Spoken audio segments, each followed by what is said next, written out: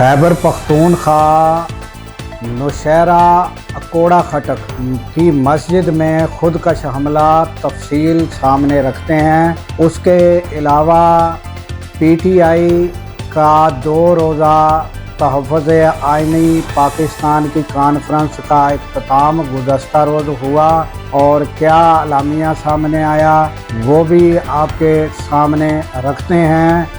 और नाज़रीन, नई ख़बर जो है वो है डोनाल्ड ट्रंप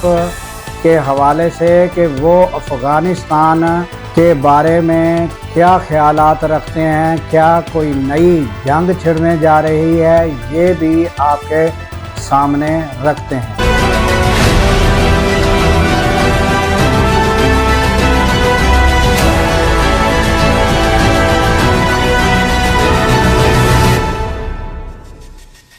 अस्सलाम वालेकुम, मैं हूँ अब्दुल गफ़ार। नाज़रीन, ताज़ा तरीन अफसोसनाक ख़बर है कि खैबर पख्तूनख्वा नौशहरा अकोड़ा खटक मदरसा है, उसकी जो जामिया मस्जिद है जो है दारुल उलूम हक्कानिया की मस्जिद जो है, उसमें जुमे के फ़ौरन बाद जब लोग जा रहे थे उस टाइम मौलाना भी जो है वो वापस जा रहे थे कि अचानक खुदकश हमला हुआ, जिसमें मौलाना अब्दुल हक हैं जो हैं वो समीउल हक के साहबजादे हैं और वो जो हैं वो शहीद हो गए और मुतअद्दिद अफराद जो हैं ज़ख्मी हुए, जिनको यानी कि नौशहरा और अकोड़ा खटक के हॉस्पिटलों में ले जाया गया। उसके अलावा जो हैं पहले इतलात आ रही थी कि 6 जहां बक और यानी कि लोग जो हैं वो हुए हैं और मौलाना जो अब्दुल हक हैं वो पहले उनकी ज़ख्मी की खबर आई, फिर बाद में जो खैबर पख्तूनख्वा हुकूमत की जानिब से तस्दीक कर दी गई कि वो शहीद हो चुके हैं। तो ये जो मदरसा है उनकी बड़ी एक अहमियत रही है। मदरसा हक्कानिया जो है उनकी बड़ी अहमियत है कि उनमें से यानी अफ़गानिस्तान की बड़ी बड़ी शख्सियात, पाकिस्तान के बड़े बड़े आलम जो हैं वहाँ से फारिगुल तहसील हैं और यहाँ तक के मौलाना समीउल हक ने हमेशा जो है मुस्बत किरदार अदा किया है और यहाँ तक कि अफ़गानिस्तान के मामलात में जब भी कोई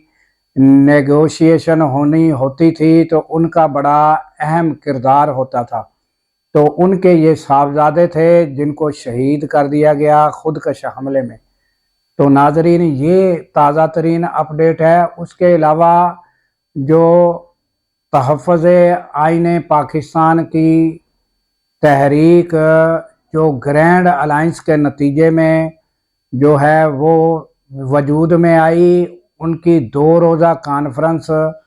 मुकम्मल हो गई। फिर उसमें जो अलामिया आया यानी कि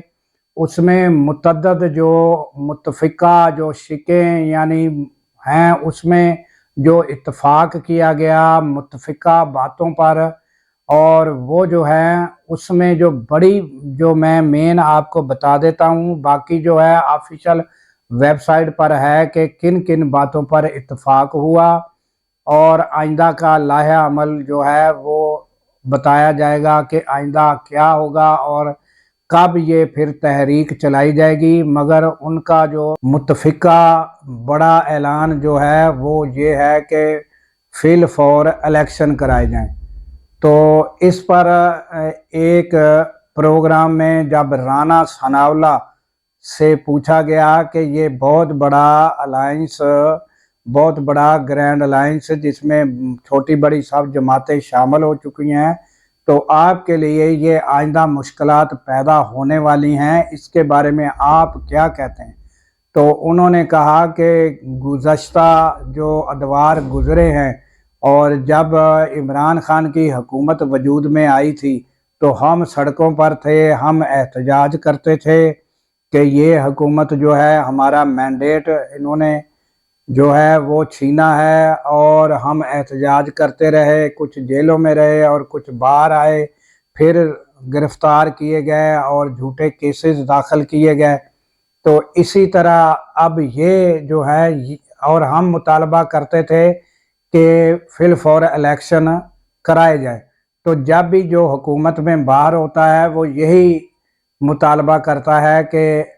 فی الفور الیکشن کرائے جائیں، لہٰذا یہ بھی اب سڑکوں پر ہیں اور یہ بھی مطالبہ کر رہے ہیں کہ الیکشن کرائے جائے۔ تو یہ گزشتہ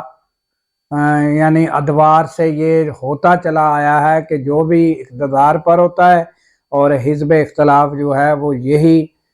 یعنی کہ شور مچاتی ہے کہ یعنی کہ الیکشن درست نہیں ہوا اور الیکشن دوبارہ کرایا جائے۔ تو یہ رانا ثناء اللہ کا کہنا تھا، اور ان سے جب یہ پوچھا گیا کہ کیا یہ 70 سالوں سے ہوتا آیا ہے، کیا آپ اس کو جاری رکھنا چاہتے ہیں کہ یہی ہوتا ہے کہ ایک دوسرے کو جیلوں میں ڈالا جائے اور ایک پارٹی سڑکوں پر ہو، دوسری جو ہے وہ اقتدار والی جو ہے دوسرے پر کیس داخل کرے، کیا یہی آپ چاہتے ہیں کہ آئندہ بھی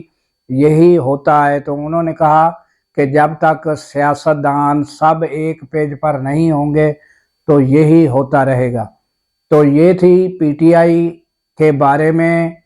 جو گرینڈ الائنس اور انہوں نے جو اتفاق کیا ہے، ان کی جو یعنی کہ وہ ساری تفصیل جو ہے، جو اعلامیہ ہے، وہ سارا ڈیٹیل وائز ان کی آفیشیل ویب سائٹ پر موجود ہے۔ اس کے علاوہ ناظرین، جو ٹرمپ ہیں ان کی افغانستان کے بارے میں جو ہے وہ پالیسی کیا ہے اور آنے والے دنوں میں کیا افغانستان کے ساتھ پھر جنگ ہو سکتی ہے، اگر جنگ ہوئی تو اس میں پاکستان کی اہمیت کیا بڑھ سکتی ہے اور پھر کیا کردار پاکستان ادا کر سکتا ہے، اس کے بارے میں بات کرتے ہیں۔ جو خبریں ناظرین آ رہی ہیں وہ یہ ہیں کہ ڈونلڈ ٹرمپ جو ہیں وہ جو انخلاء ہوا تھا یعنی امریکہ کا افغانستان سے، اس کے بارے میں وہ شروع سے نالاں تھے کہ یہ غلط طریقے سے انخلاء ہوا ہے۔ انہوں نے یعنی بگرام ایئر بیس کا بھی قبضہ چھوڑا اور وہاں یعنی کہ اربوں ڈالر کا اسلحہ جو ہے وہ سارا چھوڑ کر آئے، جس پر وہ نالاں تھے۔ اب انہوں نے جو ہے یہ سٹیپ لیا ہے کہ افغانستان کو کہا ہے کہ ہمارا اسلحہ واپس دیا جائے، اور دوسرا ان کے ارادے یہ ہیں کہ وہ بگرام ایئرپورٹ جو ہے اس کا قبضہ حاصل کرنا چاہتے ہیں۔ تو آنے والے دنوں میں یعنی پاکستان کی اہمیت جو ہے وہ امریکہ کے لیے بڑھنے والی ہے، کیونکہ اس میں پھر پاکستان کا کیا کردار ہوگا، کیا سہولیات امریکہ کو فراہم کی جائیں گی، اور یہ جو ہے یہ آنے والے دنوں میں دیکھنا ہوگا۔ تو اور افغانستان جو ہے کیا اسلحہ واپس کرتا ہے یا کہ جو امریکہ ہے اس کو کس طریقے سے وہ اسلحہ واپس لینا پڑے گا، اور دوسرا جو اگر وہ بگرام ایئر بیس کا قبضہ لیتا ہے تو کیا افغانستان قبضہ خود بخود دے دے گا؟ یہ ممکن نہیں ہے۔ تو اس حوالے سے یہ نظر آتا ہے کہ آنے والے دنوں میں پھر جنگ کی صورتحال ہی امریکہ کی افغانستان سے ہو سکتی ہے۔ تو اس میں پھر پاکستان کا کیا کردار ہوگا، یہ چند دنوں میں جو ہے سب ظاہر ہوگا، اور یہ وضاحت چند دنوں میں ہمیں سامنے آ جائے گی کہ کیا صورتحال آنے والے دنوں میں بنتی ہے۔ تو اس کے ساتھ ہی دیجیے اجازت۔ اللہ تعالیٰ پاکستان کی خیر فرمائے، پاکستان کی سرحدوں کی خیر فرمائے، اور سرحدوں پر معمور ہمارے جوانوں کو اللہ تعالیٰ شاد و آباد رکھے، کیونکہ ناظرین جب ہم راتوں کو سو رہے ہوتے ہیں وہ سرحدوں پر جاگ رہے ہوتے ہیں۔ اللہ حافظ۔